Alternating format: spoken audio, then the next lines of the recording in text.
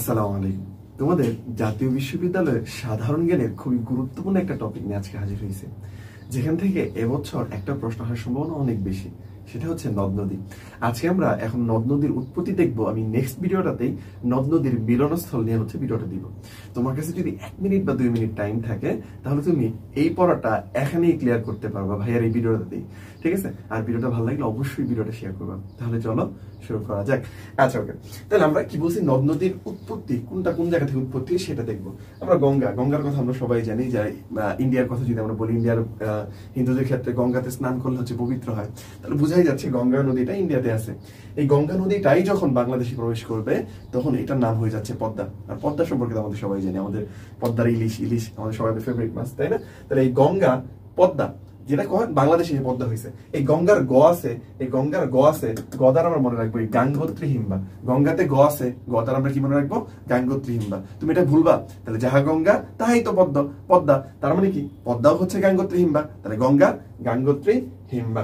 এরপর আসো, আমি যেভাবে মনে রাখতাম কর্ণফুলীর ক আর মেঘনার ম, দুইটাই মিলে রাখলাম। আমি মনে রাখতাম হচ্ছে কম। তাহলে কম কি?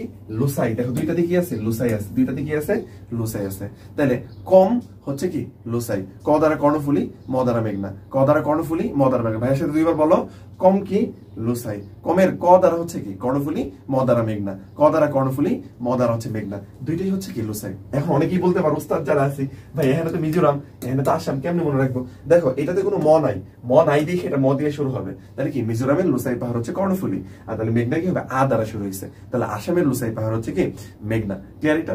আচ্ছা, ওকে। এরপর ব্রহ্মপুত্র যে নদটা আছে, এই ব্রহ্মপুত্র নদটা 1787 সালের দিকে 8.7 রিক্টার স্কেলে একটা ভূমিকম্প হয়, যেই কারণে এই ব্রহ্মপুত্রের গতিপথটা চেঞ্জ হয়ে যমুনা নদীর সৃষ্টি হয়। ঠিক আছে? আমরা বলতে পারি এই ব্রহ্মপুত্রের প্রধান শাখা নদী হচ্ছে কি? যমুনা। তাহলে যাহা ব্রহ্মপুত্র তাহাই হচ্ছে যমুনা। এই নামের মধ্যে দেখো পুত্র আছে। এই পুত্র কারা হয়? আমরা কি মানুষ নাম না কিছু?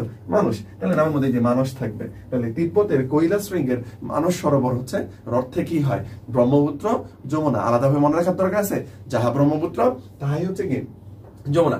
এরপর হালদা আমরা কিভাবে মনে রাখতে পারি? আমি মনে রাখতাম হালদা, বলদা কারা হয়? আমরা, তোমরা, তোমাদের মধ্যে আছে, আমাদের ঘরে আছে। নাম বললে চাকরি থাকবে না। যাই হোক, এই বলদা আমি যেটা মনে রাখতাম, এই হালদা আর মাতামুহুরি। ঠিক আছে?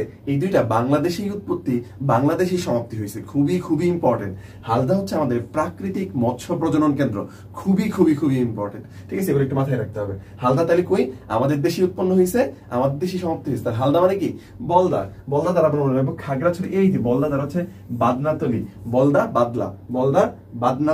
বাদনাতলি। খাগড়াছড়ি বাদনাতলি পর্বতশৃঙ্গ থেকে হালদা নদীর উৎপত্তি হয়েছে। এরপর আসো মহানন্দা। এই নামের মধ্যে এই যে মহালদির, তাহলে হিমালয় পর্বতমালা মহালদিরাম পাহাড় থেকে মহানন্দার উৎপত্তি হয়েছে। এরপর মাতামুহুরি। আমি কিন্তু মাতামুহুরির কথা বলছি, যে মাতামুহুরি কই থেকে? বাংলাদেশের উৎপত্তি, বাংলাদেশের সমাপ্তি হয়েছে। এই যে মাতা মইভার, তাহলে মাতামুহুরি লামার মইভার পর্বত বান্দরবন থেকে এটার উৎপত্তি হয়েছে। ক্লিয়ার? আচ্ছা, এরপর আসো করতোয়া। এই যতগুলো আছে সবগুলো কি মুখস্থ করছো তোমরা? আমি তোমাদের কোশ্চেন করছি, তোমরা বললা করছি।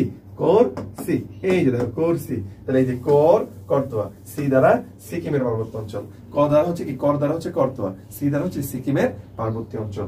লাস্ট দুইটা আছে, নাফ নদী, সাঙ্গু নদী। ঠিক আছে? আচ্ছা, তোমাদের মনে আছে কিনা যে এই যে রোহিঙ্গারা আমাদের দেশে আসছে, কোন নদী হয়ে আসছে জানো? নাফ নদী আসছে। আরো গুরুত্বপূর্ণ একটা তথ্য, বাংলাদেশ আর মিয়ানমার, আমরা জানি আমাদের টোটাল 32টা জেলা আছে, যেটা কি পার্বত্য ভারত আর মিয়ানমারের সাথে সীমান্তবর্তী জেলা। তার মধ্যে এই যে নাফ নদীতে যেটা আছে, এই নাফ নদী মিয়ানমারকে কি করছে? বাংলাদেশকে পৃথক করছে। বুঝতে পারছি? তাহলে নাফ জীবনে ভোলার কথা না, যে রোহিঙ্গারা আসছে, তাই না? তাহলে এটা কই? মিয়ানমার মানে তো আরাকান। তাহলে আরাকান রাজ্যের পার্বত্য অঞ্চল থেকেই এই নাফ আর সাঙ্গু নদী দুইটার কি হয়েছে? উৎপত্তি হয়েছে। মনে থাকবে এটা, বা দুই অক্ষরে থাকলে কি বুঝবে সেটা? আরাকাতের পার্বত্য অঞ্চল। ঠিক আছে? বা মিয়ানমার থেকে উৎপন্ন হয়েছে।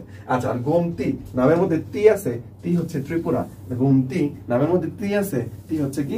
ত্রিপুরা। আমার বিশ্বাস এরপরে তোমার পরীক্ষার হলে আমার এই জাস্ট কথাগুলো শুনে তুমি কি করতে পারবে, অ্যান্সার করতে পারবা। আর যদি ভিডিওটা ভালো লাগে অবশ্যই শেয়ার করে রাখবে, পরীক্ষা যাওয়ার আগে একবার দেখে নিতে পারো, 1 মিনিটের একটা ব্যাপার, হ্যাঁ তাই না?